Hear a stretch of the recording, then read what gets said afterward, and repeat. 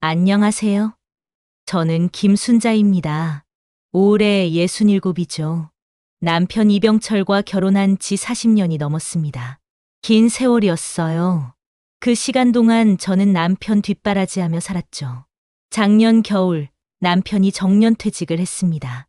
70평생 일만 하던 사람이었는데 어느새 은퇴라니. 시간 참 빠르더군요. 퇴직금도 꽤 나왔습니다. 남편은 그걸로 여생을 편히 보내자고 했어요. 순자야, 이제 우리 둘이서 조용히 살자. 그렇게 말하던 남편의 얼굴이 아직도 눈에 선합니다. 저는 동네의 작은 꽃집을 열었습니다.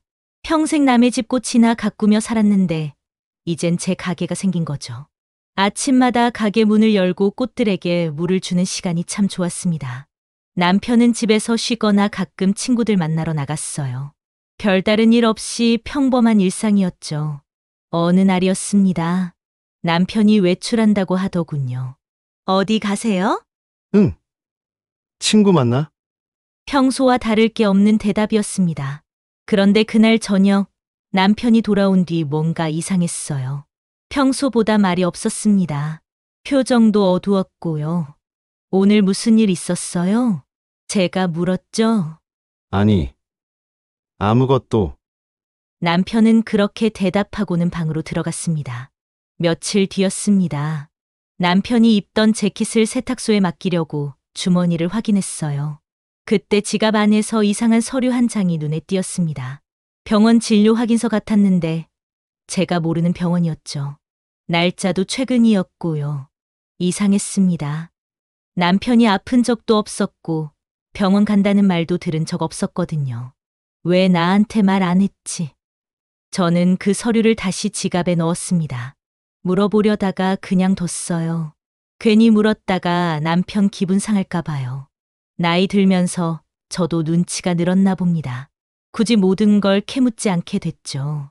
그런데 그날 이후로 남편이 자주 외출했습니다. 어디 가요? 친구들이랑 약속 있어. 항상 같은 대답이었어요. 어느 날은 늦은 밤에 들어왔습니다. 술 냄새가 났죠. 술 많이 드셨네요. 응. 친구들이랑 오래간만에 만났어. 남편은 피곤한 듯 바로 침대에 누웠습니다. 저는 남편 옷을 정리하다가 또 이상한 걸 발견했어요. 주머니에서 영수증 하나가 나왔습니다. 고급 레스토랑 영수증이었죠. 금액이 꽤 컸어요. 친구들이랑 이런 데서 먹었나? 남편은 평소 검소한 사람이었습니다. 이런 비싼 곳은 안 가던 사람이었죠.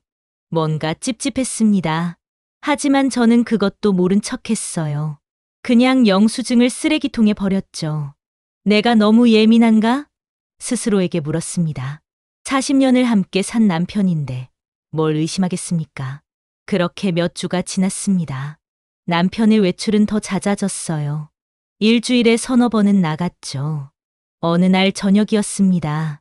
남편 휴대폰이 거실 탁자 위에 놓여 있었어요. 그때 카톡 알림이 울렸습니다. 보지 말아야 했는데 제 눈이 자동으로 화면을 봤습니다. 오빠, 내일 몇 시에 만나요? 여자 이름이었어요. 심장이 쿵 내려앉았습니다. 손이 떨렸죠. 그런데 곧바로 남편이 거실로 나왔습니다. 아, 휴대폰. 남편은 서둘러 폰을 집어들고는 방으로 들어갔어요. 저는 그 자리에 그대로 서 있었습니다. 머릿속이 하얘졌죠. 오빠라고 불렀어. 내일 만난대. 아니야. 아닐 거야. 저는 스스로를 다독였습니다. 친구 동생일 수도 있죠. 아니면 회사 후배일 수도 있고요. 그렇게 생각하려 했습니다. 하지만 마음 한구석이 불편했어요. 그날 밤 잠도 제대로 못 잤죠. 다음 날 아침 남편이 일찍 나갔습니다. 오늘 약속 있어. 누구랑요? 친구. 저는 더 이상 묻지 않았습니다. 물어봐야 같은 대답만 돌아올 테니까요. 남편이 나간 뒤 저는 꽃집으로 갔습니다. 가게 문을 열고 평소처럼 꽃에 물을 줬어요. 하지만 마음은 전혀 평소 같지 않았죠. 단골 손님이 들어왔습니다. 사장님, 오늘 안색이 안 좋으시네요. 아, 그래요? 좀 피곤해서요. 무리하지 마세요. 손님이 나간 뒤 저는 카운터에 앉았습니다. 창밖을 멍하니 바라봤죠. 내가 너무 예민한 건가? 40년을 함께 산 사람인데. 하지만 최근의 일들이 자꾸 머릿속을 맴돌았습니다. 병원 서류, 고급 레스토랑 영수증, 잦아진 외출, 그리고 그 카톡. 뭔가 이상했어요. 분명히 뭔가 있었습니다. 그날 저녁 남편이 늦게 들어왔습니다. 오늘 어디 갔다 오셨어요? 친구들이랑 놀다 왔어. 술 드셨어요? 조금. 남편은 그렇게 말하고는 샤워하러 갔습니다. 저는 남편 가방을 흘끗 봤어요. 가방 안에서 박스 하나가 보였습니다. 케이크 박스였죠? 친구들이랑 만났는데 케이크를? 저는 박스를 열어봤습니다. 안에 작은 카드가 들어 있었어요. 오빠, 오늘 정말 행복했어요. 사랑해요. 순간 온몸에 힘이 빠졌습니다. 손에서 카드가 떨어졌죠. 사랑한다고 다른 여자가 제 남편에게 눈물이 핑 돌았습니다. 하지만 울 수가 없었어요. 남편이 샤워실에서 나올 것 같았거든요. 저는 서둘러 카드를 박스에 넣고 가방을 원래 자리에 뒀습니다. 그리고 침대에 누웠죠. 남편이 샤워를 마치고 나왔습니다. 잠자. 저는 대답하지 않았어요. 자는 척했습니다. 남편은 조용히 제 옆에 누웠습니다. 곧 코 고는 소리가 들렸죠. 저는 그날 밤 한숨도 자지 못했습니다. 천장을 바라보며 생각에 잠겼어요. 내가 뭘 잘못한 걸까? 40년을 함께 살았는데 분노보다는 슬픔이 먼저 밀려왔습니다. 배신당한 기분이었죠. 하지만 아직 확신할 수는 없었어요. 더 지켜봐야 했습니다. 섣불리 남편을 추궁할 수도 없었고요. 그렇게 며칠이 더 지났습니다. 저는 평소처럼 꽃집을 운영했어요. 남편 앞에서는 아무렇지 않은 척했죠. 하지만 속으로는 계속 관찰했습니다. 남편의 행동 하나하나를요. 그리고 곧 제 의심이 현실이 될 사건이 벌어지게 됩니다. 그날은 화요일이었습니다. 평범한 아침이었죠. 남편은 일찍 일어나 외출 준비를 했어요. 오늘 어디 가세요? 친구 만나러. 또 같은 대답이었습니다. 저는 더 이상 묻지 않았어요. 물어봐야 소용없다는 걸 알았으니까요. 조심해서 다녀오세요. 응. 남편은 그렇게 집을 나섰습니다. 현관문이 닫히는 소리가 유난히 크게 들렸어요. 저는 꽃집으로 갔습니다. 오전부터 손님이 꽤 많았죠. 덕분에 잡생각을 할 틈이 없었어요. 점심때쯤 되자 가게가 한산해졌습니다. 저는 샌드위치로 간단히 점심을 때웠죠. 그때 휴대폰이 울렸습니다. 모르는 번호였어요. 여보세요? 김순자 씨 맞으십니까? 남자 목소리였습니다. 차분하지만 무거운 어조였죠. 네, 그런데요? 저는 중앙병원 응급실입니다. 순간 심장이 멎는 것 같았습니다. 손에 든 샌드위치가 바닥에 떨어졌어요. 환자분의 보호자이신가요? 네, 무슨 일이세요? 목소리가 떨렸습니다. 남편분이신 이병철 씨가 교통사고를 당하셨습니다. 머릿속이 하얘졌어요. 숨이 막혔죠. 지금 어떻게 된 거예요? 빨리 병원으로 오셔야 할 것 같습니다. 전화가 끊겼습니다. 저는 그 자리에 멍하니 서 있었어요. 교통사고. 남편이? 손이 덜덜 떨렸습니다. 가게 문을 급히 닫고 택시를 잡았어요. 중앙병원 응급실로 가주세요. 네. 택시 안에서 저는 계속 손을 비볐습니다. 불안했어요. 무서웠죠. 제발 무사하길. 병원에 도착했습니다. 응급실로 뛰어갔어요. 이병철 환자 보호자입니다. 간호사가 저를 안으로 안내했습니다. 그리고 그곳에서 의사를 만났죠. 의사는 침통한 표정이었습니다. 유가족이십니까? 네. 아내입니다. 유가족이라는 단어에 가슴이 철렁 내려앉았어요. 앉으세요. 의사가 제 손을 이끌어 의자에 앉혔습니다. 남편분이 큰 교통사고를 당하셨습니다. 어떻게 된 거예요? 화물차와 정면 충돌이었습니다. 저는 입을 막았습니다. 눈물이 쏟아질 것 같았어요. 저희가 최선을 다했지만 의사가 말을 이었습니다. 현장에서 이미 사망하셨습니다. 사망. 그 단어가 귀에 꽂혔습니다. 뭐라고요? 제 목소리가 떨렸어요. 유감입니다. 의사는 고개를 숙였습니다. 저는 아무 말도 할 수 없었어요. 눈물도 나오지 않았죠. 그저 멍하니 앉아 있었습니다. 남편이 죽었다고? 갑자기 믿기지 않았어요. 아침에 멀쩡히 나간 사람이. 시신을 확인하시겠습니까? 간호사가 조심스럽게 물었습니다. 저는 고개를 끄덕였습니다. 다리에 힘이 없었지만 일어섰어요. 안치실로 향했습니다. 복도가 너무 길게 느껴졌죠. 문이 열렸습니다. 하얀 천으로 덮인 시신이 보였어요. 간호사가 천을 걷었습니다. 그리고 남편의 얼굴이 드러났죠. 맞습니다. 저는 그렇게 말했습니다. 목소리가 나오지 않았어요. 남편의 얼굴은 평온해 보였습니다. 자고 있는 것 같았죠. 저는 남편의 손을 잡았습니다. 차가웠어요. 왜 이렇게 됐어요? 중얼거렸습니다. 왜? 눈물이 핑 돌았습니다. 하지만 흐르지 않았어요. 충격이 너무 커서 울 수조차 없었죠. 병원을 나왔습니다. 조카에게 전화를 걸었어요. 인수야, 고모, 무슨 일이세요? 고모부가 사고를 당했어. 네, 저는 상황을 설명했습니다. 조카는 곧바로 오겠다고 했어요. 집으로 돌아왔습니다. 빈집이 너무 조용했어요. 거실 소파에 앉았습니다. 남편이 앉던 자리를 바라봤죠. 어제까지만 해도 살아있었는데 그제야 눈물이 쏟아졌습니다. 한참을 울었어요. 조카가 도착했습니다. 고모, 괜찮으세요? 응. 저는 눈물을 닦았습니다. 이제 울 시간이 없었어요. 장례를 준비해야 했으니까요. 장례식장 알아봐야 해. 제가 할게요. 조카는 바로 움직였습니다. 장례식장 예약부터 부고 작성까지요. 그날 저녁 친척들이 하나둘 모여들었습니다. 시누이도 왔고요. 친구들도 찾아왔죠. 올케. 정말 큰일 났네. 시누이가 제 손을 잡았습니다. 갑자기. 이럴 수가. 저는 고개만 끄덕였어요. 말을 할 수가 없었죠. 빈소가 차려졌습니다. 영정사진 속 남편은 웃고 있었어요. 행복해 보였습니다. 조문객들이 찾아왔습니다. 고인의 명복을 빕니다. 감사합니다. 저는 기계처럼 인사를 받았어요. 하루 종일 같은 말만 반복했죠. 그런데 조문 온 사람들 중에 이상한 사람이 있었습니다.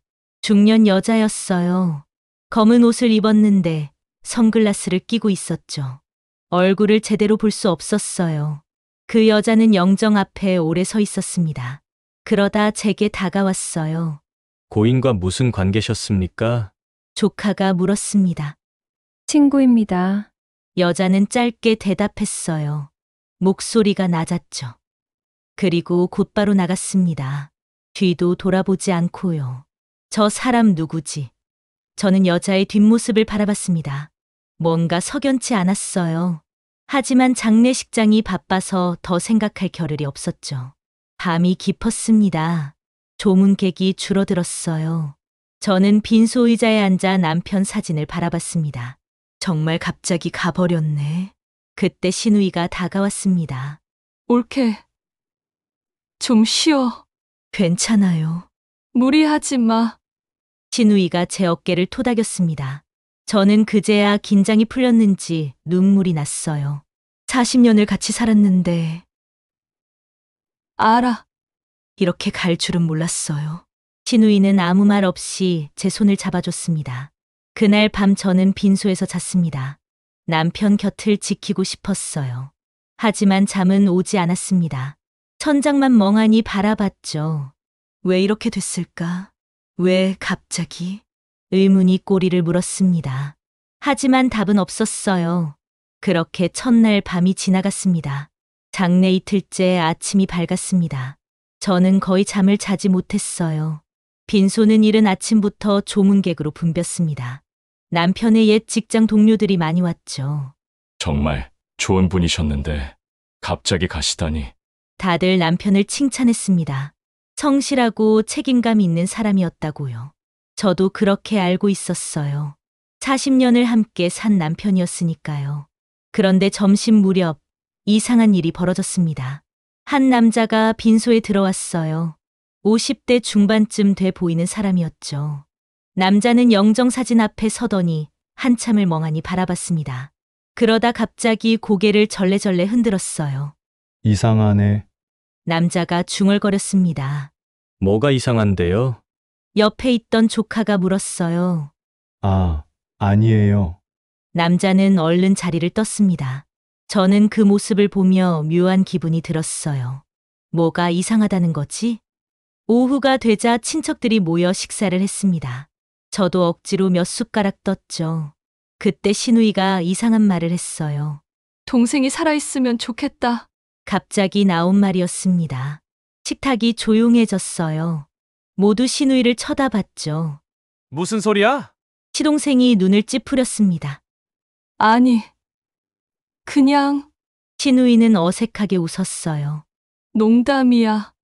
하지만 그 말은 농담처럼 들리지 않았습니다. 진심이 섞인 것 같았어요. 누나! 지금 그게 무슨 말이야? 시동생이 화를 냈습니다. 미안해. 내가 정신이 없어서. 시누이는 황급히 사과했어요.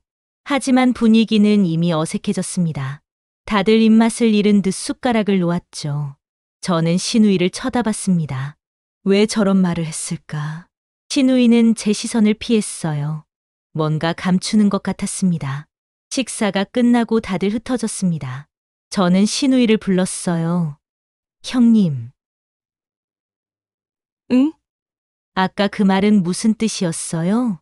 시누이는 잠시 망설였습니다. 그러다 한숨을 쉬었죠. 옳게. 그냥 넘어가. 넘어가긴 뭘 넘어가요. 무슨 뜻인지 말해요. 시누이는 주위를 둘러봤습니다. 사람들이 없는 걸 확인하고는 작은 목소리로 말했어요. 아니, 요즘 이상했어. 이상하다니요? 자주 연락이 안 됐거든. 저는 가슴이 철렁했습니다. 전화해도 안 받고 연락하면 나중에 하겠다고만 했어. 시누이가 말을 이었어요. 그래서 혹시 무슨 일 있나 했는데 그래서요? 근데 갑자기 사고로 죽었다고 하잖아. 시누이는 눈을 내리깔았습니다. 그래서 그냥 살아있으면 좋겠다는 생각이 들었어. 저는 아무 말도 할 수 없었어요. 시누이의 말이 마음에 걸렸습니다. 남편이 시누이한테도 연락을 피했다고? 왜? 그때 조카가 다가왔습니다. 고모, 경찰이 왔어요. 경찰이요. 저는 시누이를 남겨두고 빈소로 향했습니다. 2명의 경찰이 서 있었어요. 유가족이십니까? 네. 경찰은 제게 서류 몇 장을 건넸습니다. 사고 보고서였죠. 확인 부탁드립니다. 저는 서류를 받아 읽었습니다. 화물차와 정면 충돌, 사망 시각, 사고 장소. 그런데 이상한 점이 있었어요.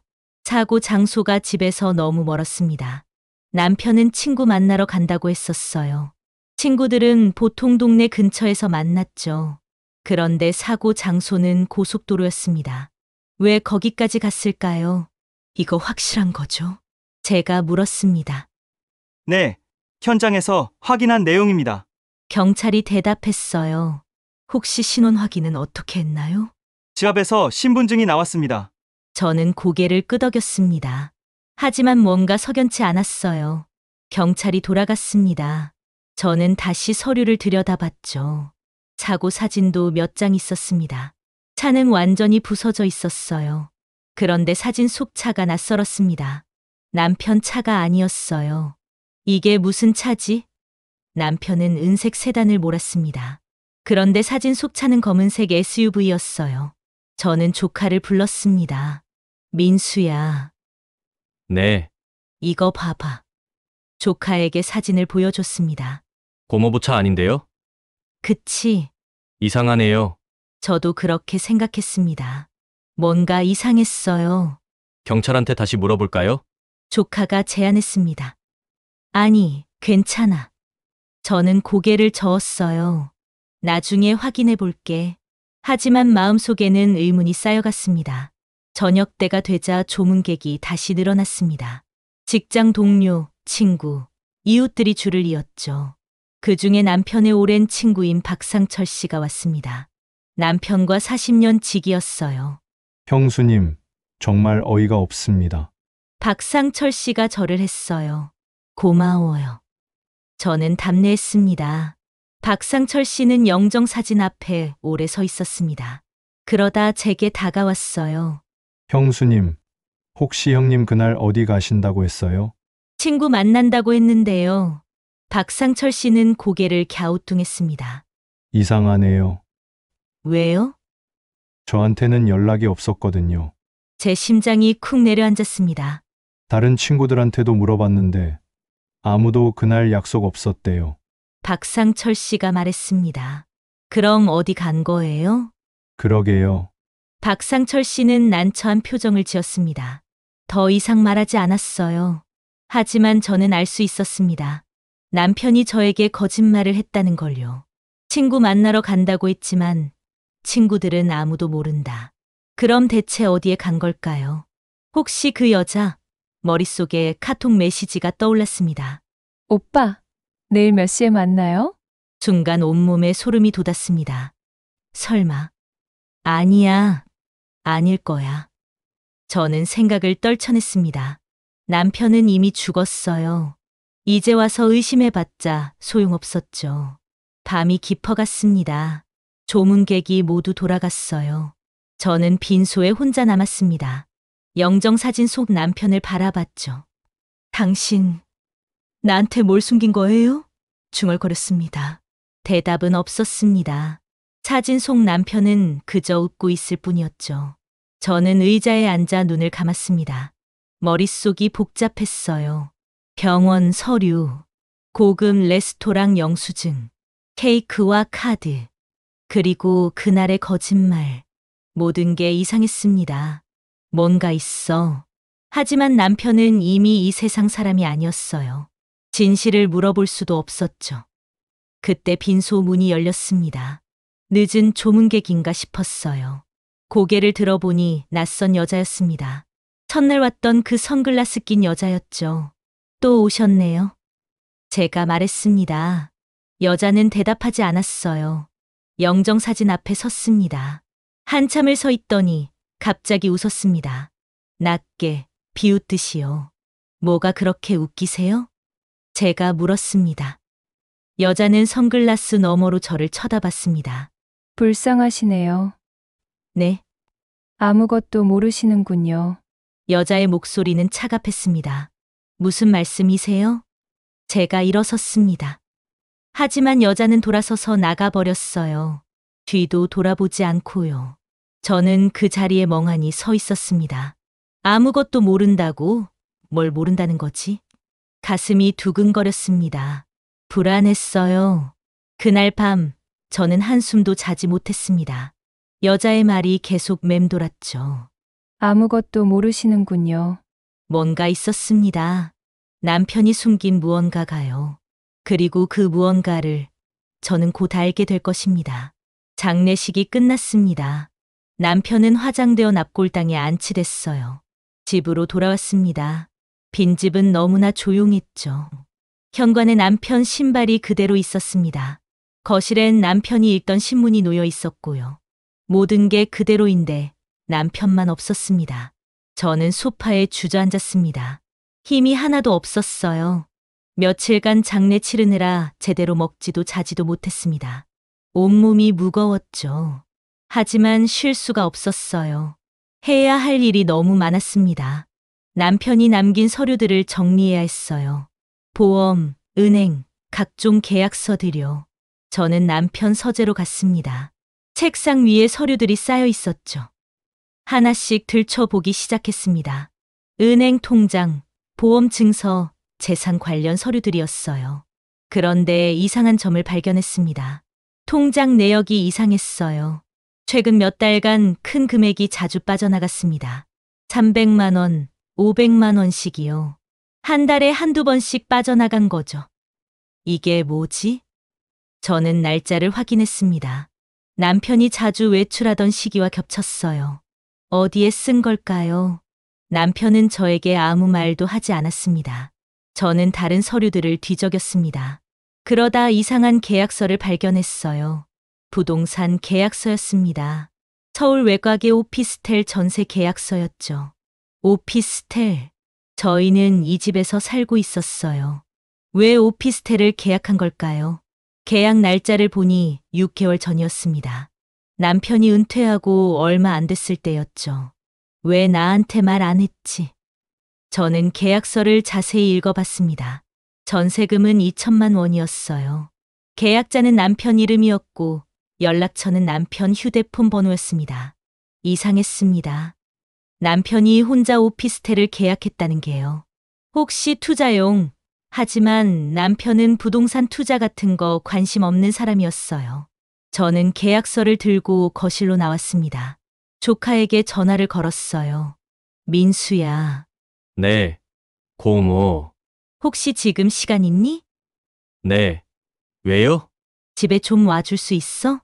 조카는 30분 뒤에 도착했습니다. 무슨 일이세요? 이거 좀 봐. 저는 계약서를 보여줬습니다. 조카는 천천히 읽어내려갔어요. 오피스텔 계약서네요. 응, 고모부가 계약한 거예요? 그런 것 같아. 조카는 고개를 갸우뚱했습니다. 왜 계약한 거죠? 나도 몰라. 나한테 말도 안 했어. 조카는 잠시 생각하더니 말했습니다. 혹시 가봐야 되는 거 아닐까요? 거기를? 네. 뭔가 있을지도 모르잖아요. 저는 망설였습니다. 무서웠어요. 뭔가 알고 싶지 않은 걸 알게 될 것 같았습니다. 하지만 조카 말이 맞았어요. 가봐야 했습니다. 그래, 가보자. 다음 날 아침, 저와 조카는 그 오피스텔로 향했습니다. 서울 외곽이라 차로 1시간 정도 걸렸어요. 도착한 곳은 신축 오피스텔 단지였습니다. 깔끔하고 현대적인 건물이었죠. 몇 호예요? 조카가 물었습니다. 605호. 엘리베이터를 타고 6층에 내렸습니다. 복도를 따라 걸었어요. 605호 앞에 섰습니다. 초인종을 눌렀죠. 아무 반응이 없었습니다. 한 번 더 눌렀어요. 여전히 조용했습니다. 비밀번호 아세요? 조카가 물었습니다. 저는 고개를 저었어요. 몰라. 조카가 여러 번호를 눌러봤습니다. 남편 생일, 결혼기념일, 제 생일까지요. 하지만 문은 열리지 않았습니다. 관리사무소에 가볼까요? 그래야겠다. 저희는 1층 관리사무소로 갔습니다. 안녕하세요. 저는 직원에게 말했습니다. 605호 계약자 보호자입니다. 아, 네. 직원이 컴퓨터를 확인했어요. 이병철님 맞으시죠? 네, 제 남편인데 최근에 사고로 돌아가셨어요. 저는 사망신고서를 보여줬습니다. 직원은 난처한 표정을 지었습니다. 그렇군요. 조의 표합니다. 문을 열어야 하는데 비밀번호를 몰라서요. 잠시만요. 직원은 관리인을 불렀습니다. 관리인이 마스터키를 들고 왔어요. 같이 올라가시죠. 우리는 다시 6층으로 올라갔습니다. 605호 앞에 섰죠. 관리인이 마스터키로 문을 열었습니다. 문이 열리는 소리가 크게 들렸어요. 안으로 들어갔습니다. 현관에 여자 구두가 있었습니다. 제 심장이 쿵 내려앉았어요. 거실로 들어갔습니다. 깔끔하게 정돈된 공간이었죠. 소파, TV, 식탁까지 다 있었습니다. 누군가 살고 있는 집이었어요. 이거. 조카가 말을 잇지 못했습니다. 저는 천천히 집 안을 둘러봤습니다. 부엌에는 설거지가 돼 있었어요. 냉장고에는 음식이 가득했죠. 방으로 갔습니다. 침대가 있었어요. 침대 옆 협탁 위에 사진 액자가 놓여 있었습니다. 저는 그 사진을 집어들었습니다. 사진 속에는 남편이 있었습니다. 그리고 옆에 낯선 여자가 있었죠. 두 사람은 웃고 있었어요. 행복해 보였습니다. 고모. 조카가 제 어깨를 잡았습니다. 저는 사진을 떨어뜨렸습니다. 다리에 힘이 풀렸어요. 주저앉았습니다. 이게 무슨... 목소리가 나오지 않았어요. 남편이 다른 여자와 찍은 사진. 남편이 계약한 오피스텔. 여자 구두. 모든 게 명확했습니다. 남편은 다른 여자와 살고 있었던 거죠. 저는 바닥에 앉아 한참을 멍하니 있었습니다. 머릿속이 하얘졌어요. 조카가 주위를 더 살폈습니다. 서랍을 열어보고 옷장도 확인했죠. 고모, 이것 좀 보세요. 조카가 서류 뭉치를 들고 왔습니다. 은행 서류, 카드 명세서, 영수증들이었어요. 저는 그것들을 받아봤습니다. 모두 최근 몇 달 동안의 것들이었습니다. 레스토랑 영수증, 백화점 영수증, 여행사 예약 확인서까지요. 남편은 그 여자와 데이트를 했던 겁니다. 제가 모르는 사이에요. 제 눈에서 눈물이 흘러내렸습니다. 왜? 중얼거렸습니다. 왜 이랬어? 40년을 함께 산 남편이었습니다. 믿었던 사람이었죠. 그런데 저를 배신했습니다. 다른 여자를 만났어요. 심지어 따로 집까지 마련했죠. 고모, 일어나세요. 조카가 저를 일으켰습니다. 우선 나가요. 여기 더 있으면 안 될 것 같아요. 저는 비틀거리며 일어섰습니다. 사진 한 장을 주머니에 넣었어요. 밖으로 나왔습니다. 관리인이 문을 잠갔죠. 괜찮으세요? 관리인이 걱정스럽게 물었습니다. 저는 대답하지 못했어요. 고개만 끄덕였죠. 차에 탔습니다. 조카가 운전대를 잡았어요. 집으로 가는 내내 저는 창밖만 바라봤습니다. 눈물이 계속 흘렀어요. 남편이 살아있다. 문득 그런 생각이 들었습니다. 사진 속 남편은 너무나 생생했어요. 죽은 사람 같지 않았죠. 그리고 그 여자, 낯설지만 어딘가 본 것 같은 얼굴이었습니다. 어디서 봤지? 기억을 더듬었습니다. 그때 번개처럼 깨달았어요. 장례식에 왔던 그 선글라스 낀 여자. 아무것도 모르시는군요. 그렇게 말했던 여자요. 사진 속 여자와 같은 사람이었습니다. 온몸에 소름이 돋았어요. 그 여자가 장례식에 왔다고? 제 남편 장례식에. 남편과 바람 피우던 여자가 와서 저를 비웃었던 겁니다. 분노가 치밀어 올랐습니다. 하지만 동시에 의문도 들었어요. 남편은 정말 죽은 걸까? 사고 보고서에 이상한 점들, 다른 차, 너무 먼 사고, 장소, 그리고 신우이의 말. 오빠가 살아있으면 좋겠어. 모든 게 의심스러워졌습니다. 집에 도착했습니다. 조카가 물었어요. 고모, 어떻게 할 거예요? 저는 대답했습니다. 알아봐야지. 뭐려? 남편이 정말 죽었는지. 조카는 놀란 표정을 지었습니다. 설마 그럴 리가. 모르는 일이야. 저는 단호하게 말했습니다. 확인해봐야 해. 내 눈으로 직접. 그날부터 저는 진실을 찾기 시작했습니다. 남편이 정말 죽었는지, 아니면 살아서 저를 속인 건지요. 그 답을 반드시 찾을 겁니다. 다음 날 아침, 저는 일찍 일어났습니다. 밤새 잠을 설쳤어요. 머릿속은 온통 어제 본 것들로 가득했습니다. 오피스텔, 여자 구두, 그리고 사진. 아침을 먹을 수가 없었어요. 입맛이 완전히 사라졌죠. 조카에게 전화를 걸었습니다. 민수야, 네. 고모. 오늘 시간 돼? 네. 괜찮아요. 다시 그 오피스텔에 가볼까 해. 지금요? 응, 그 여자를 만나야 할 것 같아. 조카는 잠시 침묵했습니다. 알겠습니다. 제가 갈게요. 1시간 뒤, 조카가 도착했습니다. 우리는 다시 차를 타고 그곳으로 향했어요. 가는 내내 가슴이 두근거렸습니다. 손에 땀이 났죠. 오피스텔 단지에 도착했습니다. 주차장에 차를 세웠어요. 어떻게 할 거예요? 조카가 물었습니다. 일단 기다려보자. 기다린다고요? 응, 그 여자가 나오는지. 우리는 차 안에서 대기했습니다. 오피스텔 입구가 보이는 곳이었죠. 시간이 천천히 흘렀습니다. 10분, 20분, 30분. 아무 일도 일어나지 않았어요. 고모, 배고프지 않으세요? 조카가 물었습니다. 괜찮아. 저는 입구에서 눈을 떼지 않았습니다. 1시간쯤 지났을까요? 오피스텔 입구에서 누군가 나왔습니다. 중년 여자였어요. 선글라스를 끼고 있었죠. 심장이 쿵 내려앉았습니다. 저 여자야. 네? 사진 속 여자. 저 사람이야. 여자는 주차장 쪽으로 걸어왔습니다. 검은색 세단에 탔어요. 차가 출발했습니다. 따라가. 제가 말했습니다. 네. 조카가 시동을 걸었습니다. 우리는 여자의 차를 뒤따랐습니다. 적당한 거리를 유지하며 조심스럽게요. 여자는 시내로 향했습니다. 20분쯤 달렸을까요? 대형마트 주차장에 차를 세웠어요. 여기서 내리나 봐요. 조카가 말했습니다. 우리도 차를 세웠습니다.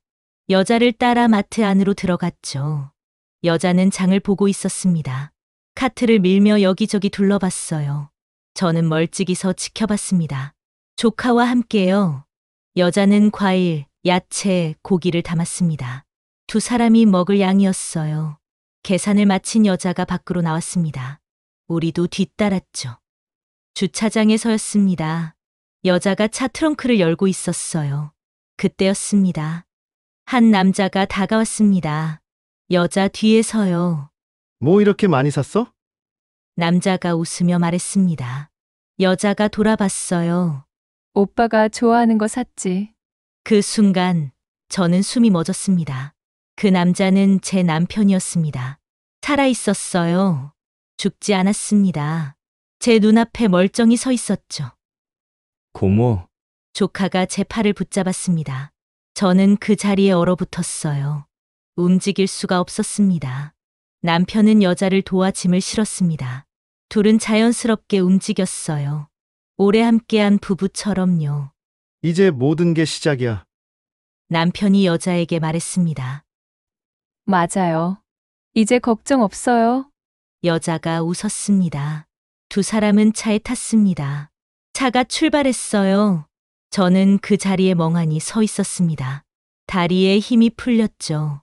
주저앉을 뻔했어요. 조카가 겨우 붙잡았습니다. 고모, 정신 차려요. 인수야. 목소리가 떨렸습니다. 눈물이 쏟아졌어요. 살아있어. 남편이 살아있어. 조카도 충격받은 표정이었습니다. 저도 봤어요. 어떻게 이럴 수가. 저는 주저앉았습니다. 주차장 바닥에요. 사람들이 지나갔습니다. 저를 쳐다봤죠. 하지만 신경 쓸 여유가 없었어요. 죽은 줄 알았어. 장례까지 치렀는데. 고모, 일단 일어나요. 조카가 저를 일으켰습니다. 차까지 데려갔죠. 차 안에 앉았습니다. 저는 한참을 울었어요. 배신감이었습니다. 40년을 함께 산 사람이 저를 이렇게 속였습니다. 죽은 척까지 하면서요. 왜 이런 거야? 중얼거렸습니다. 왜? 조카는 아무 말도 하지 않았습니다. 그저 제 어깨를 토닥였죠. 한참이 지나서야 정신을 차렸습니다. 인수야, 네. 우리 뭘 해야 하지? 조카는 잠시 생각했습니다. 경찰에 신고해야 하는 거 아닐까요? 신고? 네. 이건 사기잖아요. 보험금도 받았고. 맞는 말이었습니다. 남편은 죽음을 위장했어요. 명백한 범죄였죠. 하지만 저는 망설였습니다. 아직은 안 돼. 왜요? 증거가 더 필요해. 저는 고개를 들었습니다. 그리고 직접 따져 물어야 해. 직접요? 응. 왜 이랬는지 들어야 해. 조카는 걱정스러운 표정을 지었습니다. 위험하지 않을까요? 괜찮아. 저는 눈물을 닦았습니다. 이제 더 이상 울지 않을 거야. 분노가 슬픔을 대신했습니다. 남편을 용서할 수 없었어요. 그날 집으로 돌아온 뒤 저는 계획을 세웠습니다. 남편을 추적할 계획이었죠. 어디서 사는지, 뭘 하는지, 왜 이런 짓을 했는지 모든 걸 알아낼 겁니다. 그리고 반드시 대가를 치르게 할 거예요. 다음 날부터 저는 본격적으로 남편을 추적하기 시작했습니다. 조카의 도움을 받았어요. 매일 아침 우리는 그 오피스텔 근처에서 대기했습니다. 남편의 일상을 관찰하기 위해서였죠. 첫날이었습니다. 오전 9시쯤 남편이 나왔어요. 운동복 차림이었습니다. 근처 공원으로 갔죠. 조깅을 했어요. 혼자서요. 1시간쯤 운동하고 오피스텔로 돌아갔습니다. 평범하네요. 조카가 말했습니다. 그러게. 저도 고개를 끄덕였어요. 둘째 날에는 여자와 함께 나왔습니다. 손을 잡고 있었어요. 제 가슴이 찢어지는 것 같았습니다. 하지만 참았어요. 두 사람은 카페에 갔습니다. 창가 자리에 앉았죠. 저희는 차 안에서 지켜봤습니다. 쌍안경으로요. 남편과 여자는 웃으며 대화했습니다. 행복해 보였어요. 저와 함께 있을 때보다 훨씬 밝은 표정이었습니다. 고모, 괜찮아요? 조카가 걱정스럽게 물었습니다. 응. 저는 짧게 대답했어요. 하지만 괜찮지 않았습니다. 마음이 너무 아팠죠. 셋째 날, 저는 혼자 갔습니다. 조카는 일이 있었거든요. 오전 10시쯤 남편이 혼자 나왔습니다. 차를 몰고 어디론가 갔어요. 저도 뒤따랐습니다. 조심스럽게요. 남편은 은행에 갔습니다. 30분쯤 있다 나왔어요. 그 다음은 부동산에 들렀습니다. 1시간 정도 있었죠. 뭘 하는 거지? 남편이 부동산에서 나왔습니다. 만족스러운 표정이었어요. 그리고 다시 오피스텔로 돌아갔습니다. 저는 부동산으로 갔습니다. 문을 열고 들어갔어요. 어서 오세요. 직원이 반겼습니다. 저기 방금 나가신 분 아는 사람이에요. 제가 말했습니다. 아, 네. 무슨 일로 왔는지 물어봐도 될까요? 직원은 잠시 망설였습니다. 손님 정보는 제 동생이에요. 연락이 안 돼서요. 저는 거짓말을 했습니다. 아, 그러시군요. 직원이 고개를 끄덕였어요. 집 매물 보러 오셨어요. 집을요? 네. 단독주택이요. 교외에 있는 제 심장이 쿵 내려앉았습니다. 계약하셨나요? 아직은 아니고 다음 주에 다시 오기로 하셨어요. 저는 고맙다는 인사를 하고 나왔습니다. 단독주택까지? 남편은 그 여자와 완전히 새로운 삶을 꾸리려는 거였습니다. 분노가 치밀었어요. 손이 떨렸죠. 차에 앉아 한참을 진정시켰습니다. 증거를 더 모아야 해. 저는 휴대폰을 꺼냈습니다. 사진을 찍기 시작했어요. 남편이 나올 때마다, 여자와 함께 있을 때마다 모든 순간을 기록했습니다. 며칠이 더 지났습니다. 저는 오피스텔 관리사무소에 다시 갔습니다. 안녕하세요. 지난번 만났던 직원이 있었어요. 아, 저번에 오셨던 분. 네. 혹시 605호 계약서 사본 받을 수 있을까요? 본인이 아니면 안 되는데요. 남편 사망신고서 있어요. 저는 서류를 보여줬습니다. 직원은 잠시 고민하다가 말했습니다. 잠시만요. 10분 뒤 계약서 사본을 받았습니다. 집으로 돌아와 서류를 자세히 살펴봤습니다. 계약자는 남편, 입주 날짜는 6개월 전. 보증금은 남편 통장에서 나갔을 겁니다. 저는 남편 통장 사본도 챙겼어요. 은행에 가서 받았죠. 내역을 확인했습니다. 큰 금액들이 계속 빠져나갔어요. 오피스텔 전세금, 가구 구입비, 생활비. 모두 제가 모르는 사이에 쓴 돈이었습니다. 이걸로 충분할까? 저는 변호사에게 전화를 걸었습니다. 아는 분이었어요. 변호사님, 저 좀 만나주실 수 있으세요? 무슨 일이세요? 상황을 설명했습니다. 남편이 죽음을 위장했다는 것, 다른 여자와 살고 있다는 것. 변호사는 놀란 듯 했습니다. 그건 명백한 사기죠. 어떻게 해야 할까요? 증거를 모으세요. 최대한 많이요. 지금도 모으고 있어요. 사진, 영상, 서류, 증인까지 다 필요합니다. 저는 고개를 끄덕였습니다. 그날 밤 조카를 불렀습니다. 민수야, 내일 같이 가자. 어디요? 그 여자 뒤를 밟아볼 거야. 여자를요? 응. 남편만 보지 말고. 다음 날 우리는 여자를 따라갔습니다. 여자는 오전에 미용실에 갔어요. 그 다음은 백화점에 갔습니다. 쇼핑을 했죠. 남편 돈으로 사치를 부리는 모습이었습니다. 저는 모든 걸 사진으로 찍었어요. 오후에는 친구를 만났습니다. 카페에서 수다를 떨었죠. 저희는 그 카페 근처에서 기다렸습니다. 여자가 나왔을 때 저는 뒤따라갔습니다.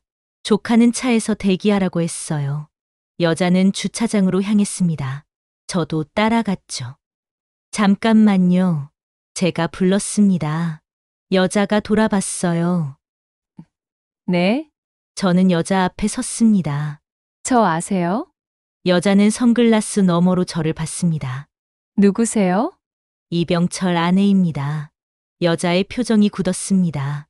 아, 그러시군요. 장례식에 오셨었죠? 네, 왜 오셨어요?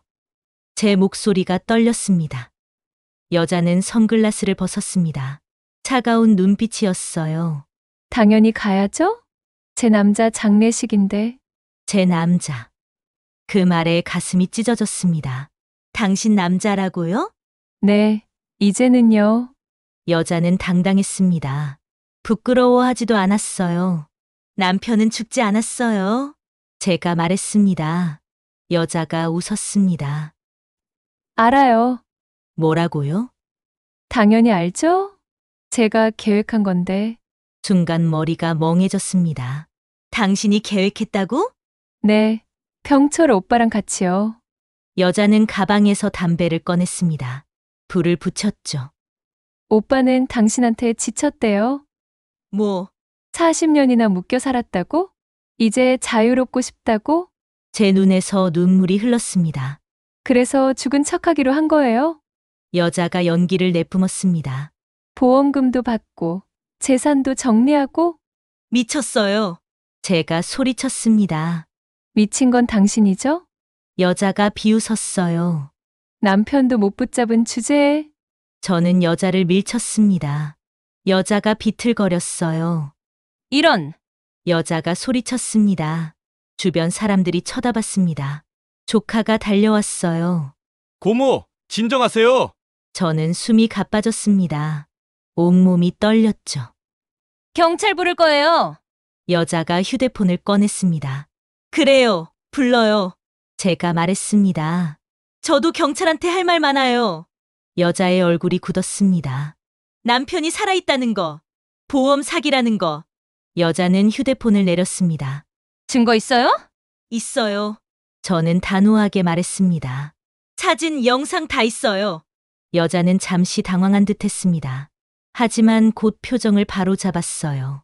함부로 하지 마세요. 오빠가 가만 안 둘 거예요. 그래요. 남편한테 전해요.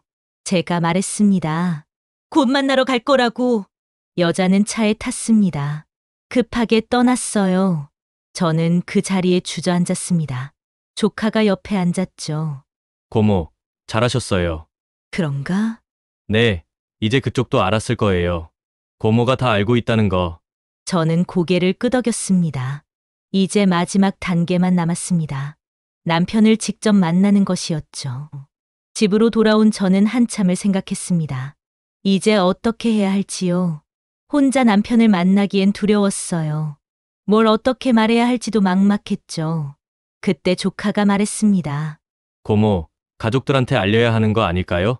가족들? 네, 가족 친척분들이요. 맞는 말이었습니다. 혼자 감당하기엔 너무 큰 일이었어요.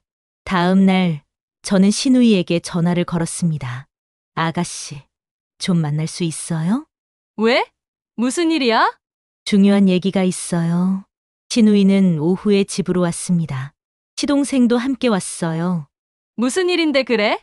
신우이가 물었습니다. 저는 준비한 서류들을 꺼냈습니다. 오피스텔 계약서, 통장 내역, 사진들이었죠. 이것 좀 보세요. 둘은 서류를 살펴봤습니다.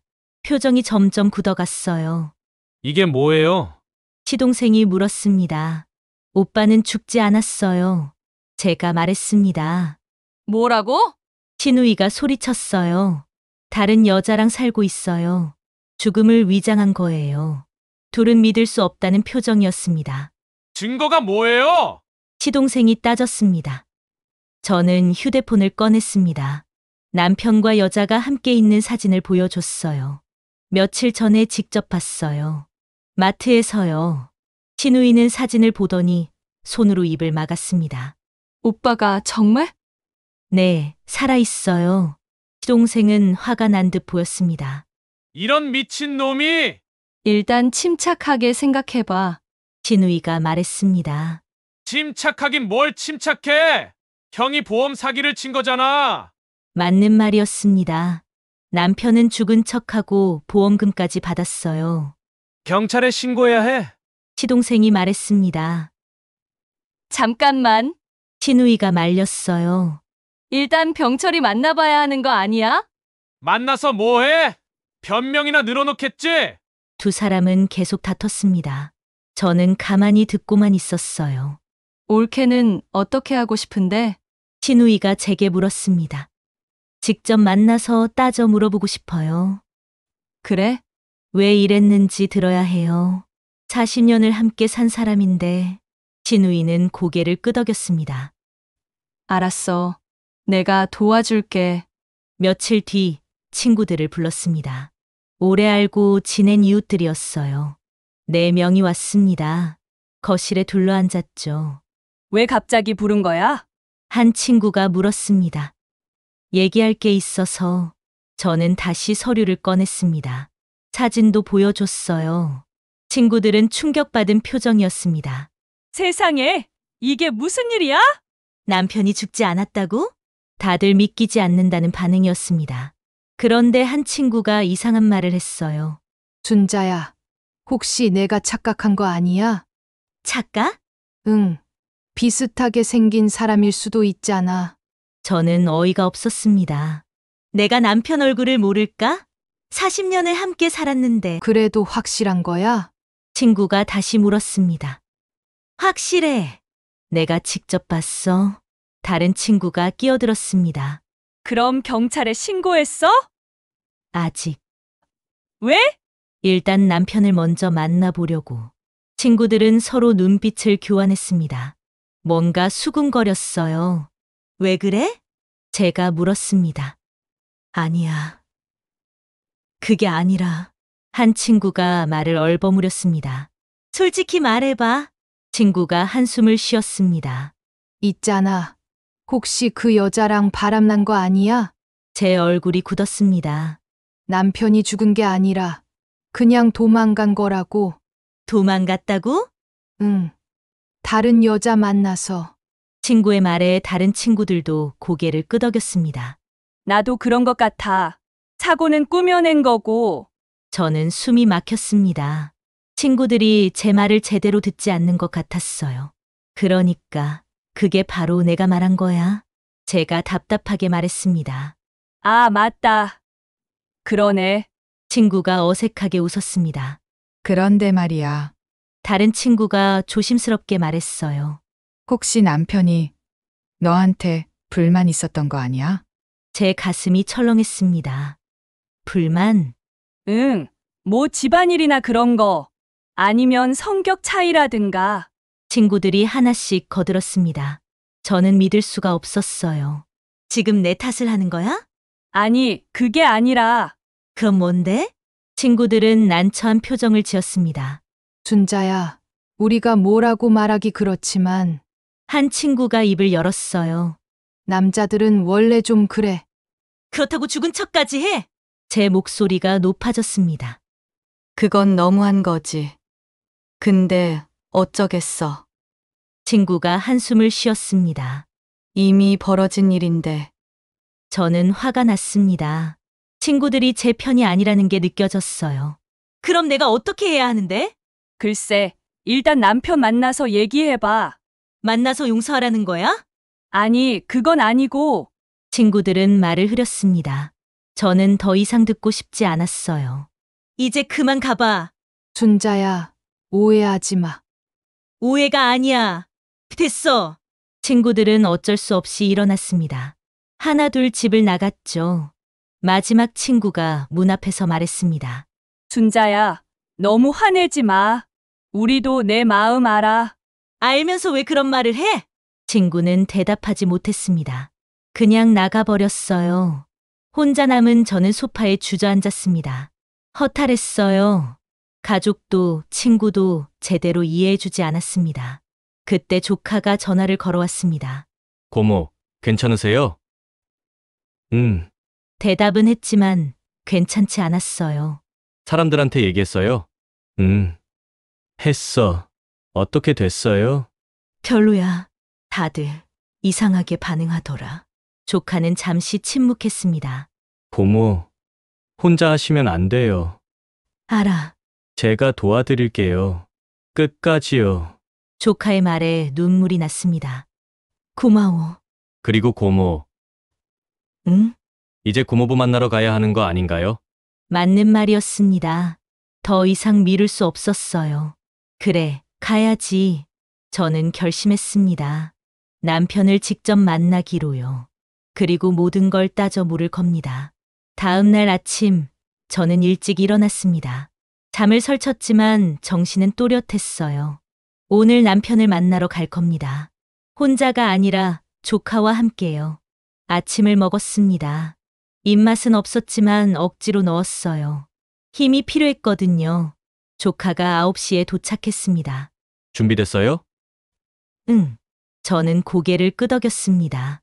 가방에 서류들을 챙겼어요. 오피스텔 계약서, 통장 내역, 사진들. 모든 증거였죠. 혹시 변호사님도 오실까요? 조카가 물었습니다. 아니, 아직은. 왜요? 일단 남편한테 직접 듣고 싶어. 저는 단호하게 말했습니다. 차를 타고 오피스텔로 향했습니다. 가는 내내 가슴이 두근거렸어요. 1시간쯤 지나 도착했습니다. 익숙한 건물이었죠. 주차장에 차를 세웠습니다. 저는 심호흡을 했어요. 고모, 괜찮아요? 응, 괜찮아. 엘리베이터를 탔습니다. 6층 버튼을 눌렀죠. 문이 열렸습니다. 복도를 걸었어요. 605호 앞에 섰습니다. 초인종을 눌렀죠. 안에서 발소리가 들렸습니다. 문이 열렸어요. 여자가 나왔습니다. 정혜영이었죠. 왜 또 왔어요? 여자가 인상을 찌푸렸습니다. 남편 만나러 왔어. 제가 말했습니다. 만날 거 없어요. 돌아가세요. 여자가 문을 닫으려 했어요. 저는 문을 밀었습니다. 비켜! 지금 뭐 하는 거예요? 여자가 소리쳤습니다. 남편 있지? 불러! 안에서 남자 목소리가 들렸습니다. 혜영아. 누구야? 제 남편 목소리였어요. 아무것도 아니에요. 여자가 대답했습니다. 하지만 저는 큰 소리로 외쳤습니다. 이병철, 나야. 춘자야. 아니, 조용해졌습니다. 잠시 후 남편이 나타났습니다. 거실에서 복도로요. 우리 눈이 마주쳤습니다. 남편은 얼어붙은 표정이었어요. 입을 벌렸다 닫았다를 반복했죠. 춘자. 목소리가 떨렸습니다. 오래간만이네요. 저는 차갑게 말했습니다. 어떻게? 어떻게 알았냐고요? 다 알았어요. 남편은 말을 잇지 못했습니다. 여자가 남편 옆에 섰어요. 오빠, 들어가요? 닥쳐! 제가 소리쳤습니다. 당신이랑 얘기하는 거 아니에요. 여자가 화를 냈습니다. 여기 우리 집이에요. 나가요. 우리 집이라고? 저는 비웃었습니다. 우리 남편 돈으로 계약한 집인데? 여자의 얼굴이 붉어졌습니다. 일단 들어와. 남편이 말했습니다. 네. 여자가 놀라 남편을 봤어요. 복도에서 얘기할 순 없잖아. 남편은 문을 열어줬습니다. 저와 조카는 안으로 들어갔어요. 거실에 앉았습니다. 남편과 여자는 맞은편에 앉았죠. 침묵이 흘렀습니다. 무거운 공기였어요. 언제부터였어요? 제가 먼저 입을 열었습니다. 남편은 고개를 숙였습니다. 춘자야. 언제부터 저를 속인 거냐고요? 1년 전쯤. 남편이 작은 목소리로 말했습니다. 1년. 꽤 오래됐습니다. 왜요? 그게 남편은 말을 잇지 못했습니다. 여자가 대신 말했어요. 오빠가 당신한테 지쳤대요. 지쳤다고? 제 목소리가 떨렸습니다. 네, 40년이나 묶여 살았잖아요. 여자가 당당하게 말했습니다. 이제 자유롭고 싶은 거예요. 저는 여자를 쳐다봤습니다. 너가 뭔데 끼어들어? 저는 오빠 애인이에요. 여자가 말했습니다. 애인이라고? 저는 비웃었습니다. 이혼도 안 한 상태에서? 여자는 아무 말도 하지 않았습니다. 저는 남편을 봤어요. 왜 죽은 척까지 했어요? 남편이 고개를 들었습니다. 미안해. 미안하다고 끝나요? 제 눈에서 눈물이 났습니다. 40년을 함께 살았는데 그렇게 쉽게 버릴 수 있었어요? 남편은 대답하지 못했습니다. 보험금도 받았죠? 조카가 말했습니다. 그건 남편이 당황했어요. 그것도 계획이었죠? 제가 물었습니다. 죽은 척하고 보험금 받고 재산 정리하고. 남편은 고개를 숙였습니다. 인정하는 거였어요. 미쳤어요. 제가 소리쳤습니다. 진짜 미쳤어요. 어떻게 그럴 수 있어요? 순자야. 진정해. 남편이 말했습니다. 진정하라고요? 저는 일어섰습니다. 40년을 함께 산 사람한테 이렇게 할 수 있어요? 남편도 일어섰습니다. 내가 잘못했어. 미안해. 미안하다고 다해요? 저는 가방에서 서류를 꺼냈습니다. 탁자 위에 던졌어요. 이게 뭔지 알아요? 뭔데? 증거예요. 당신이 살아있다는 증거. 남편의 얼굴이 굳었습니다. 사진도 있고 영상도 있어요. 은행 거래 내역도요. 그걸 어떻게? 당연히 모았죠. 당신을 고소하려고요. 남편과 여자가 동시에 놀란 표정을 지었습니다. 고소? 여자가 물었습니다. 당연하지. 보험 사기잖아요. 남편은 창백해졌습니다. 순자야. 그러지 마. 왜요? 못할 거 없죠? 저는 단호하게 말했습니다. 경찰에 신고할 거예요. 변호사도 이미 만났고요. 남편이 다가왔습니다. 제발, 그러지 마. 왜 제발이에요? 남편은 할 말을 잃었습니다. 이혼할 거예요. 제가 말했습니다. 그리고 당신은 법의 심판을 받을 거고요. 여자가 소리쳤습니다. 이게 무슨 짓이에요? 무슨 짓은? 저는 여자를 쳐다봤습니다. 너도 공범이야. 같이 처벌받을 거야. 여자의 얼굴이 새하얘졌습니다. 오빠, 어떡해요? 여자가 남편을 붙잡았습니다. 남편은 대답하지 못했습니다. 저는 가방을 들었어요. 이제 갈게요. 순자야. 잠깐만. 남편이 제 팔을 잡았습니다. 저는 팔을 뿌리쳤어요. 손 떼요. 제발. 얘기 좀 하자. 무슨 얘기요? 할 말 없어요. 저는 돌아서서 문으로 향했습니다. 조카가 뒤따랐어요. 순자야! 남편이 소리쳤습니다. 하지만 저는 돌아보지 않았습니다. 문을 열고 나갔죠. 복도에 나와서야 숨을 쉴 수 있었습니다. 고모, 잘하셨어요. 조카가 제 어깨를 토닥였습니다. 저는 고개를 끄덕였습니다. 눈물이 흘렀어요. 하지만 후회는 없었습니다.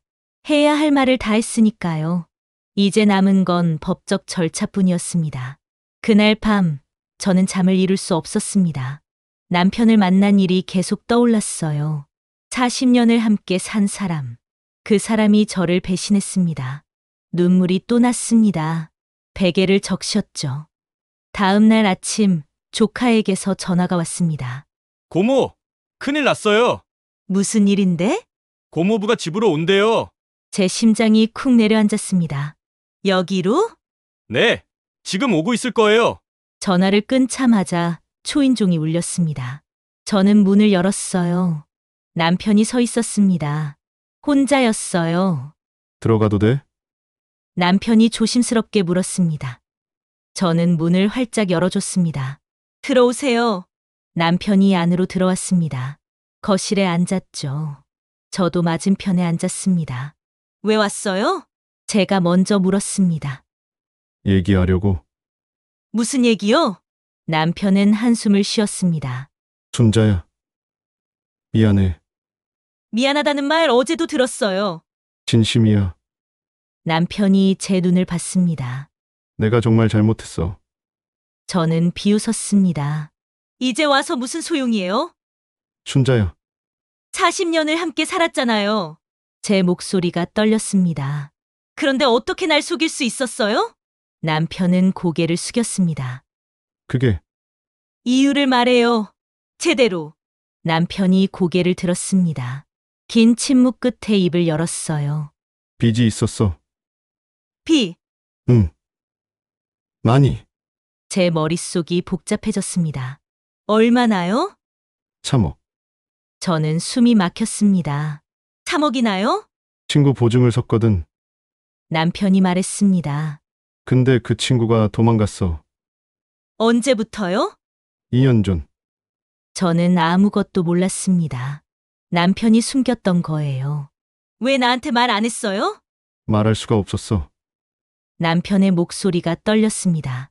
너한테 걱정 끼치기 싫었어. 그래서 죽은 척을 한 거예요? 남편은 고개를 끄덕였습니다. 보험금으로 빚을 갚으려고. 그럼 그 여자는요? 남편이 말을 멈췄습니다. 그 여자는 어디서 만났어요? 제가 다그쳤습니다.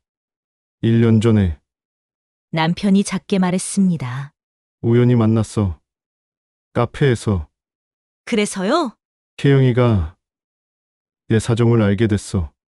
그래서 죽은 척하자고 꼬드긴 거예요? 남편은 대답하지 않았습니다.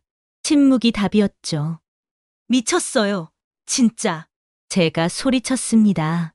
당신도, 그 여자도. 춘자야, 진정해. 진정하라고요? 저는 일어섰습니다. 어떻게 날 버리고 그 여자랑 살 수 있어요? 버린 게 아니야. 남편도 일어섰습니다. 그럼 뭔데요? 그냥 도망치고 싶었어. 남편의 눈에 눈물이 맺혔습니다. 40년 동안 책임감에 짓눌려 살았어. 그게 내 탓이에요? 아니, 그게 아니라 그럼 뭔데요? 나한테 지쳤다면서요? 남편은 고개를 저었습니다. 그건 혜영이가 한 말이야. 당신 생각은요? 남편이 저를 똑바로 봤습니다. 미안해. 순자야, 미안하다고 다가 아니에요. 그때 초인종이 또 울렸습니다. 저는 문을 열었어요. 조카였습니다. 그런데 혼자가 아니었어요. 시누이와 시동생도 함께 왔습니다. 옳게. 우리도 들어가도 돼? 시누이가 물었습니다. 저는 고개를 끄덕였습니다. 모두 안으로 들어왔어요. 거실이 순식간에 붐볐습니다. 형, 이게 무슨 짓이야? 시동생이 소리쳤습니다. 죽은 척을 해? 보험 사기를 쳐! 시누이도 화가 난 듯 보였습니다. 너가 어떻게 이럴 수 있어? 남편은 할 말을 잃었습니다. 미안해. 겨우 그 말만 했어요. 미안하다고 끝나? 시동생이 남편의 멱살을 잡았습니다. 야, 놔. 남편이 손을 뿌리쳤어요. 형수한테 뭔 짓이야, 이게? 두 사람이 몸싸움을 벌였습니다. 저와 시누이가 말렸어요. 그만해요. 제가 소리쳤습니다. 둘 다 진정해. 시동생이 남편을 밀쳤습니다. 남편이 소파에 넘어졌어요. 옳게. 경찰에 신고해. 시누이가 말했습니다. 이미 변호사 만났어요. 제가 대답했습니다. 그때 또 초인종이 울렸습니다. 이번엔 누구일까요? 조카가 문을 열었습니다. 정혜영이 서 있었어요. 뭐 하러 왔어? 제가 소리쳤습니다. 오빠 데리러 왔어요? 여자가 당당하게 말했습니다. 여기가 어디라고 함부로 들어와? 여자는 아랑곳하지 않고 안으로 들어왔습니다. 남편에게 다가갔어요. 오빠, 가요? 혜영아, 이 사람들한테 할 말 없어요. 진우이가 여자를 가로막았습니다. 당신이 누군데 내 동생한테 그래? 저는 이병철 애인이에요. 여자가 말했습니다. 애인? 진우이가 비웃었습니다. 이혼도 안 한 상태에서 무슨 애인이야? 곧 이혼할 거예요. 여자가 저를 쳐다봤습니다. 그렇죠? 저는 대답하지 않았습니다. 화가 났지만 침착하려 했어요. 이혼은 할 거야. 제가 말했습니다. 하지만 그 전에 당신들 둘 다 법의 심판부터 받아야지. 여자의 얼굴이 굳었습니다. 무슨 소리예요? 보험 사기잖아. 너도 공범이고. 증거 있어요? 여자가 도전적으로 물었습니다. 저는 가방에서 서류를 꺼냈습니다. 테이블 위에 펼쳤어요. 여기 다 있어. 사진, 영상, 통장 내역, 계약서. 모든 증거였죠. 여자가 서류를 보더니 당황했습니다. 이걸 어떻게? 당연히 모았지. 제가 차갑게 말했습니다. 남편이 일어났습니다. 순자야. 제발. 제발은 무슨. 저는 남편을 쳐다봤습니다. 당신이 날 배신했잖아요. 알아. 내가 잘못했어. 잘못한 걸 알면서 왜 그랬어요? 남편은 대답하지 못했습니다. 시동생이 끼어들었습니다. 형, 이제 어떻게 할 거야? 모르겠어. 남편이 고개를 떨어뜨렸습니다.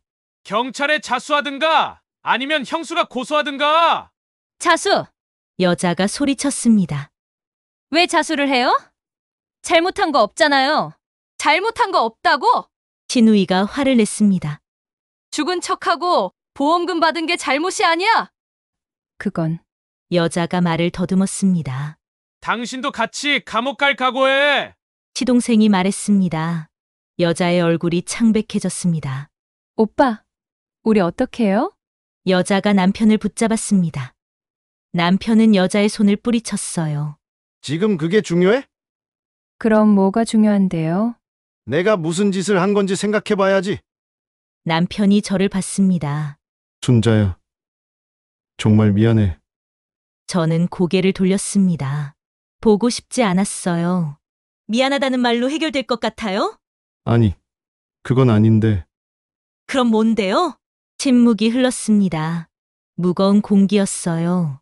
조카가 입을 열었습니다. 고모, 경찰에 신고할까요? 저는 잠시 생각했습니다. 정말 신고해야 할까요?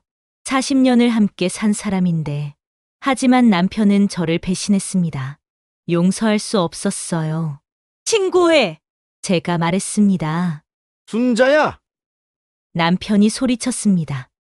제발. 다시 생각해 봐. 이미 생각 다 했어요. 저는 단호하게 말했습니다. 조카가 휴대폰을 꺼냈습니다. 경찰에 전화하려는 거였죠. 그때 남편이 무릎을 꿇었습니다. 제 앞에요. 순자야. 제발. 일어나요. 용서해줘. 한 번만. 남편의 눈에서 눈물이 흘렀습니다. 하지만 저는 마음이 흔들리지 않았습니다. 늦었어요. 제발. 일어나요. 그렇게 빌어봤자 소용없어요. 남편은 울면서 제 손을 잡았습니다. 순자야. 저는 손을 뿌리쳤습니다. 손 떼요. 그리고 조카를 봤습니다. 전화해. 조카가 고개를 끄덕였습니다. 일일이입니다. 신고하려고요. 여자가 비명을 질렀습니다. 안 돼요. 하지만 아무도 막지 않았습니다. 경찰이 도착하기까지 20분이 걸렸습니다. 그 시간 동안 거실은 아수라장이었어요. 남편은 계속 빌었습니다. 순자야. 제발. 다시 생각해 봐. 생각할 거 없어요. 저는 냉정하게 말했습니다. 여자는 소파에 주저앉아 울고 있었어요. 끝났어. 다 끝났어. 신우이가 여자에게 다가갔습니다. 당신 때문에 우리 동생이 이 꼴이 됐어. 제 잘못이 아니에요. 여자가 소리쳤습니다. 그럼 누구 잘못이야? 오빠가 먼저 그러자고 했어요. 신우이가 손을 들어 여자를 때리려 했습니다. 저는 급히 말렸어요. 그만해요. 옳게. 이 여자 좀 봐. 때려봤자 달라지는 거 없어요. 신우이는 손을 내렸습니다. 하지만 화는 풀리지 않은 듯 보였어요. 시동생은 남편 옆에 앉았습니다. 형, 왜 이랬어? 미안해. 남편이 작게 말했습니다. 미안하다고 끝나. 형수한테 뭔 짓이야? 나도 알아. 내가 미쳤었어. 미쳤다고 다가 아니잖아. 시동생이 한숨을 쉬었습니다. 이제 어떡할 거야? 모르겠어. 두 사람은 말없이 앉아 있었습니다. 조카는 창밖을 내다보고 있었어요. 경찰차 왔어요. 제 심장이 두근거렸습니다. 진짜 이렇게 끝나는 건가요? 초인종이 울렸습니다. 조카가 문을 열었어요. 경찰 2명이 들어왔습니다. 신고 받고 왔습니다. 네, 제가 신고했어요. 조카가 말했습니다. 경찰이 거실을 둘러봤습니다. 무슨 일이죠? 저는 일어섰습니다. 남편이 죽음을 위장했어요. 네! 경찰이 놀란 표정을 지었습니다. 보험 사기예요. 저는 준비한 서류를 건넸습니다. 경찰이 천천히 읽어내려갔어요. 이게 사실입니까? 경찰이 남편을 봤습니다. 남편은 고개를 숙였습니다. 본인이 인정하시는 거죠? 경찰이 수첩을 꺼냈습니다. 자세히 설명해 주시겠습니까? 남편이 모든 걸 털어놨습니다. 빚, 보험금, 죽음 위장까지요. 경찰은 열심히 받아 적었습니다. 동행해 주셔야겠습니다. 경찰이 말했습니다. 지금요? 남편이 물었습니다. 네, 조사가 필요합니다. 경찰이 남편에게 수갑을 채우려 했어요. 그때 여자가 달려들었습니다. 안 돼요. 비켜주세요. 경찰이 여자를 제지했습니다. 진정하세요. 오빠는 나쁜 사람 아니에요. 여자가 울부짖었습니다. 남편은 여자를 쳐다보지도 않았어요. 그저 고개를 숙이고 있었죠. 당신도 같이 가셔야 합니다. 경찰이 여자에게 말했습니다. 저요? 네, 공범 혐의입니다. 여자의 얼굴이 새하얘졌습니다. 아니에요. 저는 몰랐어요. 조사받으면서 말씀하세요. 경찰이 여자에게도 수갑을 채웠습니다. 남편이 저를 봤습니다. 마지막으로요. 춘자야, 뭐예요? 40년 고마웠어. 저는 대답하지 않았습니다. 눈물만 흘렀죠. 경찰이 2 사람을 데리고 나갔습니다. 문이 닫혔어요. 거실이 조용해졌습니다. 신우이가 저를 껴안았습니다. 올케. 괜찮아? 네. 저는 고개를 끄덕였습니다. 하지만 괜찮지 않았어요. 가슴이 너무 아팠습니다. 잘한 거야. 신우이가 말했습니다. 그래요? 응. 동생이 잘못했어. 시동생도 다가왔습니다. 형수, 힘내요. 고마워요. 조카가 물을 가져왔습니다. 고모, 드세요. 저는 물을 받아 마셨습니다. 목이 타들어가는 것 같았어요.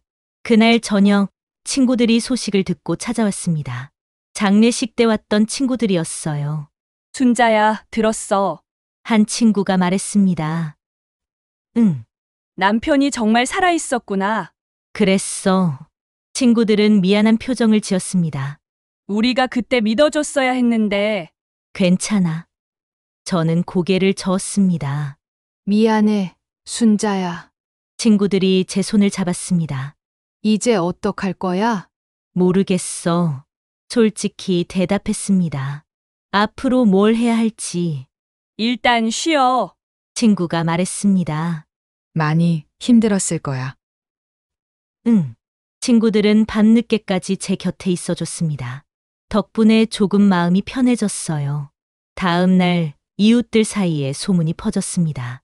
남편이 죽음을 위장했다는 소문이요. 사람들이 수군거렸습니다. 저를 볼 때마다요. 꽃집에 나갔습니다. 단골 손님이 들어왔어요.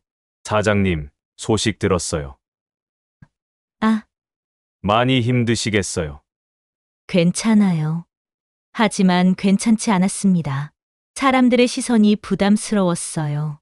동정하는 눈빛, 수군거리는 소리, 모든 게 견디기 힘들었습니다. 며칠 뒤 경찰서에서 연락이 왔습니다. 진술이 필요합니다. 저는 경찰서로 갔습니다. 조카와 함께요.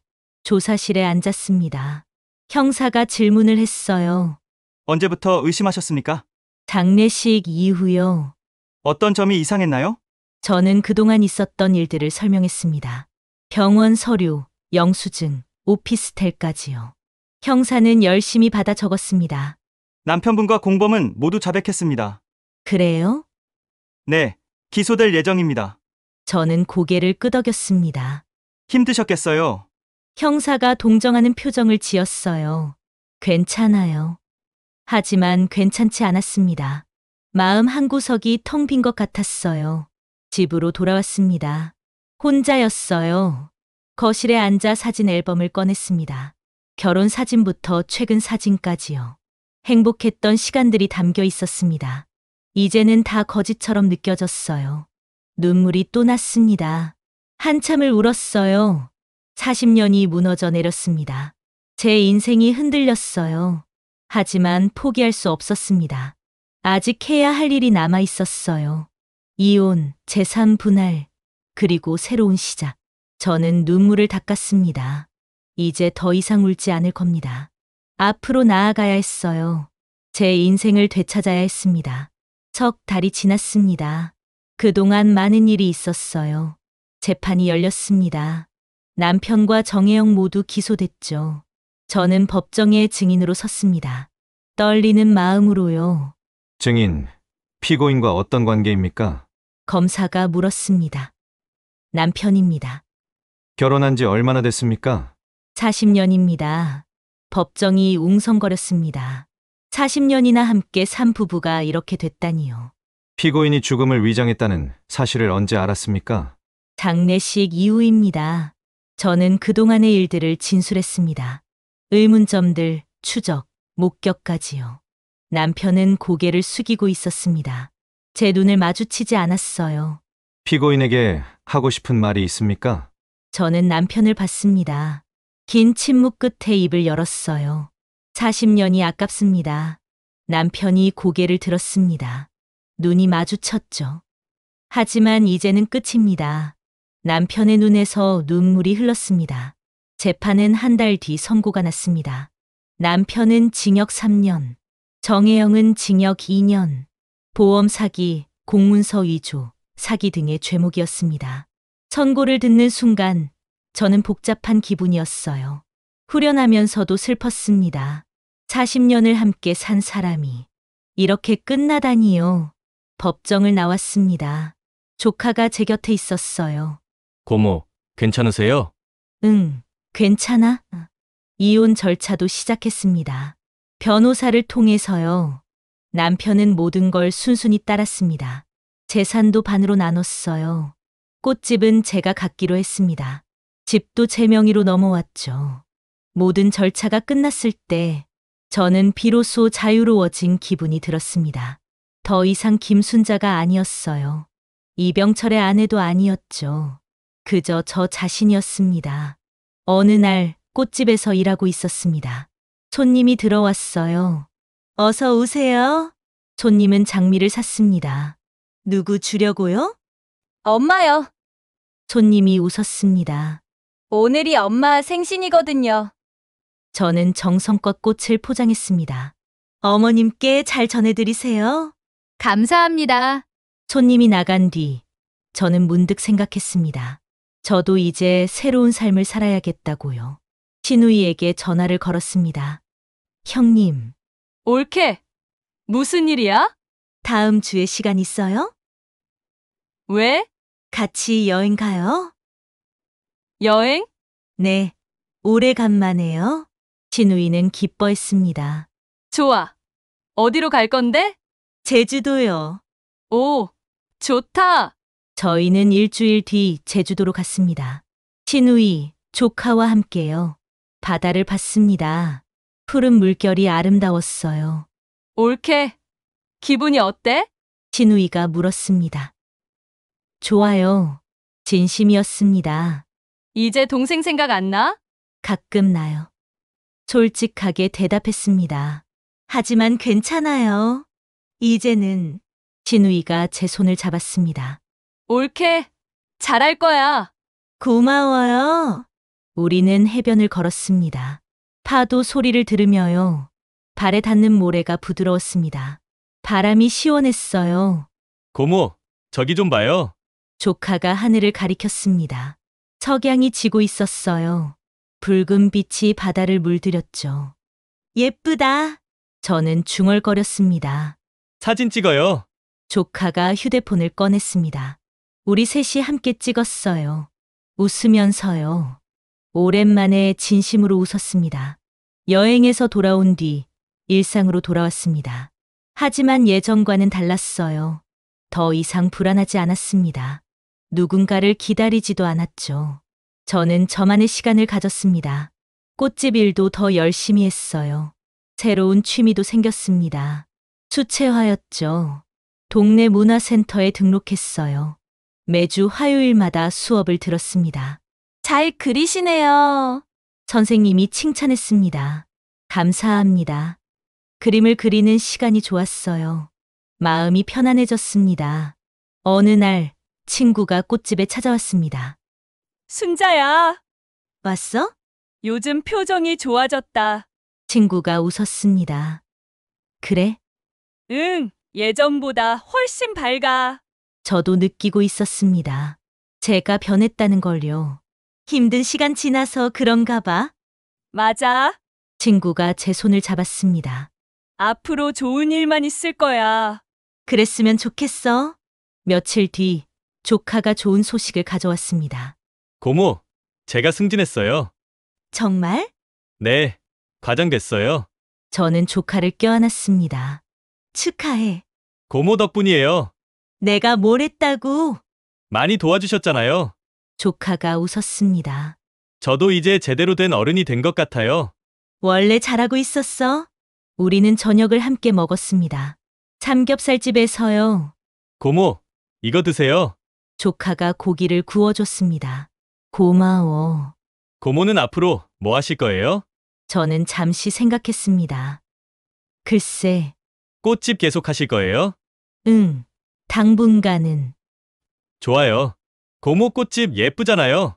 저는 웃었습니다. 내가 자주 와줘서 더 예쁜 거야. 석 달이 더 지났습니다.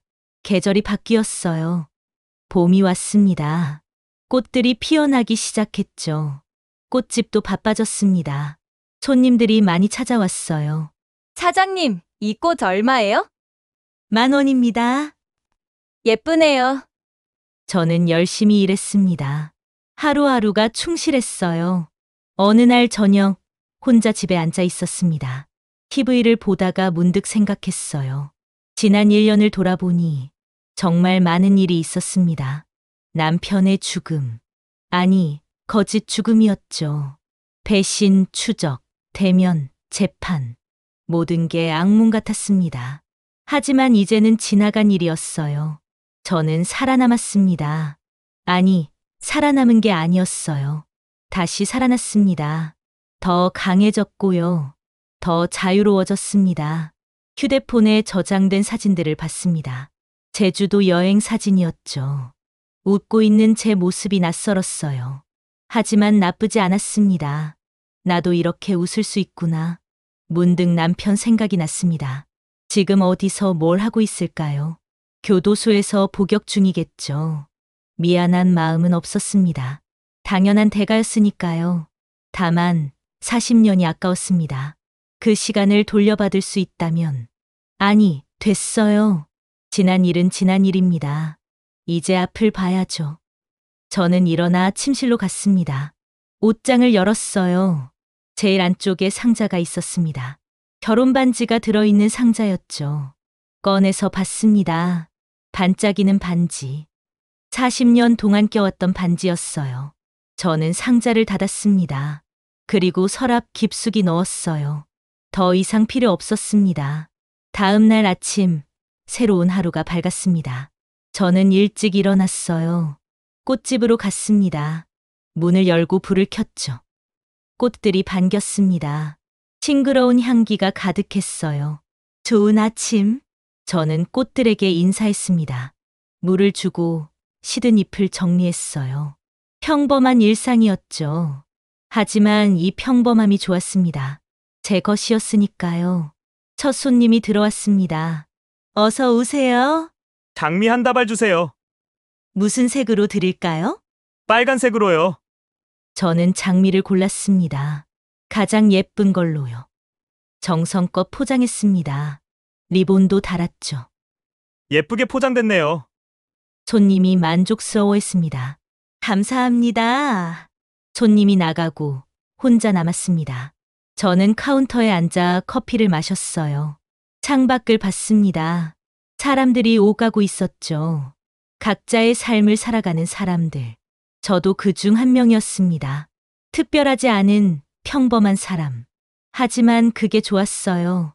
문득 깨달았습니다. 행복은 거창한 게 아니라는 걸요. 이렇게 조용한 아침, 커피 한 잔의 여유, 꽃 향기. 이런 작은 것들이 행복이었습니다. 남편과 함께 있을 때는 몰랐어요. 늘 누군가를 위해 살았으니까요. 하지만 이제는 알았습니다. 제 삶을 사는 게 얼마나 소중한지요. 오후가 되자 신우이가 찾아왔습니다. 올케. 바빠? 아니, 괜찮아요. 커피 한잔 할까? 좋지요. 우리는 옆 카페로 갔습니다. 창가 자리에 앉았어요. 올케.